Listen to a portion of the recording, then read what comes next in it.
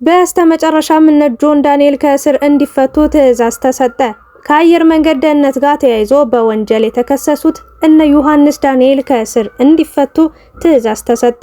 የከፍተኛ ፍርድ ቤት አንደኛ ልዩ ከባድ ወንጀል ችሎት ከኢትዮጵያ አየር መንገድ ደህንነት ጋር ተያይዞ በወንጀል የተከሰሱት እነ ዮሐንስ ዳንኤል ወይም ጆን ዳንኤል በእስር እንዲቀጡ ወስኖ የታሰሩት በቂ ስለሆነ ከእስር እንዲፈቱ ትዕዛዝ ተሰጥቷል። የፍትህ ሚኒስቴር የተደራጁ ድንበር ተሻጋሪ ጉዳዮች አቃቢ ህግ በዮሐንስ ዳንኤል እንዲሁም አማኑኤል መውጫ፣ ናትናኤል ወንደሰን፣ ኤልያስ ድሪባና ይዲዲያ ነጻነት ላይ በነሐሴ 16 ቀን 2016 ዓ.ም ከምሽቱ በግምት 3 ሰዓት ተኩል ላይ በአዲስ አበባ ከተማ ወደ መቀለ ከተማ ለመጓዝ አውሮፕላኑ ለበረራ ዝግጁ ቢሆንም የአየር ሁኔታ ለበረራ አዳጋች በመሆኑ በረራው ቢደረግም የሚደርሰው ከባድ አደጋ ለመከላከል ጉዞ ተሰርዞ መንገደኞቹ ከአውሮፕላኑ እንዲወርዱ ሲነገራቸው በረራው በግድ መደረግ አለበት አንወርድም በማለት ቀሪ ተሳፋሪዎችንም እንዳይወርዱ በመከልከል አሳምነዋል በሚል በዝርዝር ጠቅሶ ክስ አቅርቦባቸው ነበር።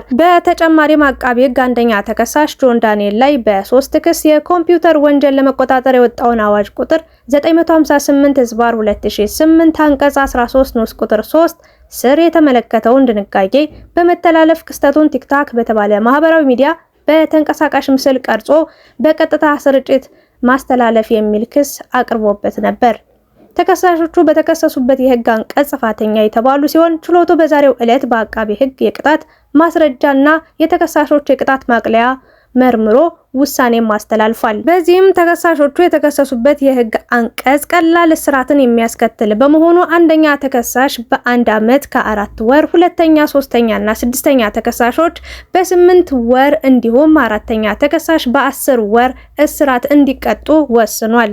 በመሆኑም ተከሳሾቹ በእስር ላይ የቆዩበት ጊዜ ተሰልቶ ተከሳሾቹ እንዲፈቱ የፌዴራል ከፍተኛ ፍርድ ቤት አንደኛ ልዩ ከባድ ወንጀል ችሎት ውሳኔውን አስተላልፏል።